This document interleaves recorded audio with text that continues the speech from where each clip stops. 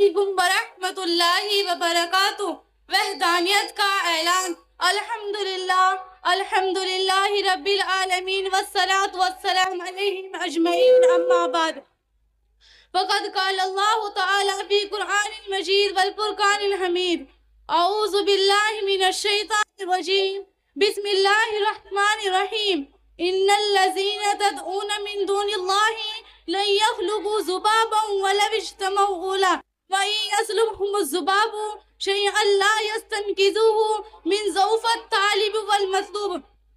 انداز بیان گرچہ بہت شوق نہیں ہے، انداز بیان گرچہ بہت شوق نہیں ہے، شاید کہ اتر جائے تیرے دل میں میری بات۔ قدرت کا نظام، کائنات پر جب ہم نظر ڈالتے ہیں تو روز روشن کی طرح یہ بات عیاں ہو جاتی ہے کہ دنیا کی کوئی بھی چیز خود بے خود وجود میں نہیں آتی، بلکہ اس کا کوئی بنانے والا ہے۔ ہر منصوب کا کوئی ثانی ہے، ہر مخلوق کا کوئی خالق ہے، ہر موجود کا کوئی واجد ہے، ہر مصروف کا کوئی ظالم ہے، ہر مقتول کا کوئی قاتل ہے، ہر مظلوم کا کوئی ظالم ہے، ہر مکتوب کا کوئی کاتب ہے، ہر مملوک کا کوئی نہ کوئی مالک۔ گز دنیا کی ہر چیز اپنے وجود میں دوسروں کا محتاج ہے۔ اگر ہم فضا میں اڑتا ہوا کوئی جہاز، ہیلی کاپٹر، راکٹ دکھائی دیتا ہے تو اسے پہلے کسی کارخانے میں تیار کیا گیا ہے۔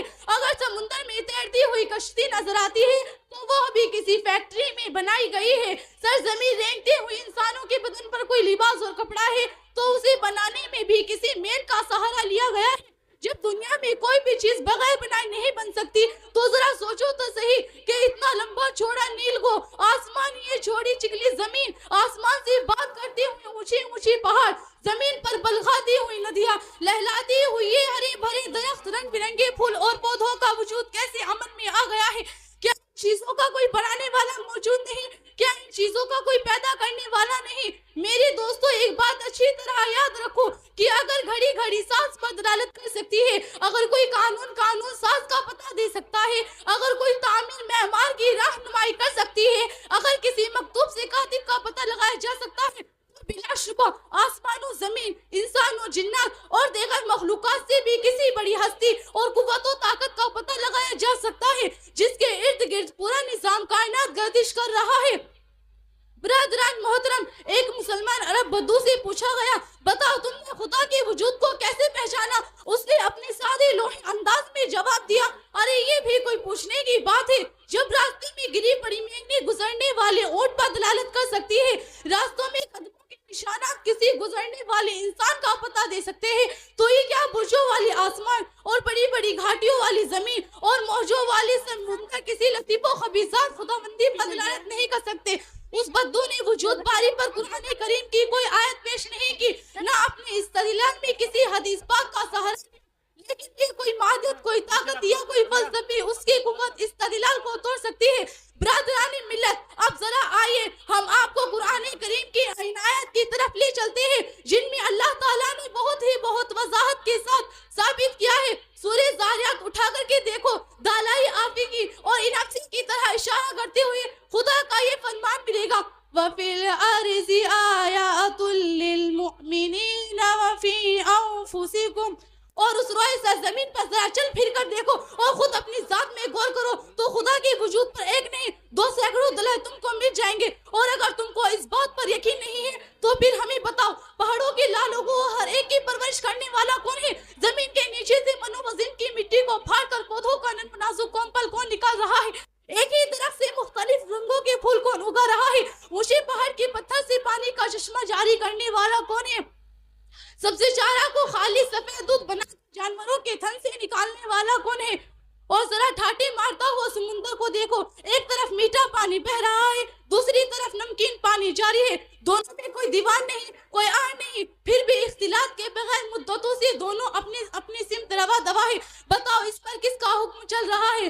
پالتا ہے بیج کو مٹی کی تاریکی میں کون دریاؤں کی موجوں سے اٹھاتا ہے سحاب، کون لایا ہے کھینچ کر پچھم سے بات سازگار، خاک یہ کس کی ہے، کس کا ہے یہ نور آفتاب؟ اور ذرا یہ بھی بتاتے چلنا کہ تم کو منی کے ناپاک قطرے سے کس نے پیدا کیا؟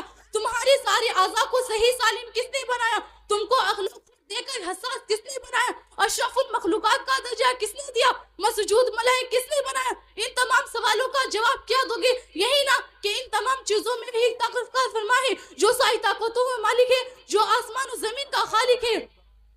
اور اس روئے سے زمین پر ذرا چل پھر کر دیکھو، اے مسلمانوں ذرا اسلام کے مزاج کو پرکھو، اسلام امت کے نام کیا پیغام دے رہا ہے۔ قرآن و حدیث کی مزاج شناسی کرو تو تمہیں بڑے واشغاف لفظوں میں اسلام کا یہ پیغام ملے گا کہ کامل طور پر موحد بنو، اے خدا کی پرستش کرو، سجدہ اسی ایک ذات کو کرو، کسی قبر کو نہیں، طواف اس کے گھر خانے کعبہ کا کرو، کسی مزار کا نہیں، نظر و نیاز قربانی اسی کے نام کی ہو، کسی پیر اور فقیر کے لیے نہیں، بیٹا مانگو تو اسی سے، مراد مانگو تو اسی سے، حاجت روا اور مشکل کشا اسی کو تصور کرو، اس کے ساتھ کسی کو شریک نہ ٹھہرایا کرو، اس کے ساتھ کسی کو مالک اور رازق نہ بنایا کرو، اس کے ساتھ کسی کو خالق نہ گردانا کرو، اس لیے کہ اللہ کے سوا کوئی معبود نہیں، اللہ کے سوا کوئی مسجود نہیں، اللہ کے سوا کوئی محبوب نہیں، اللہ کے سوا کوئی خالق نہیں، اللہ کے سوا کوئی مالک نہیں، اللہ کے سوا کوئی قادر نہیں، اللہ کے سوا کوئی ہادی نہیں، اللہ کے سوا کوئی داتا نہیں،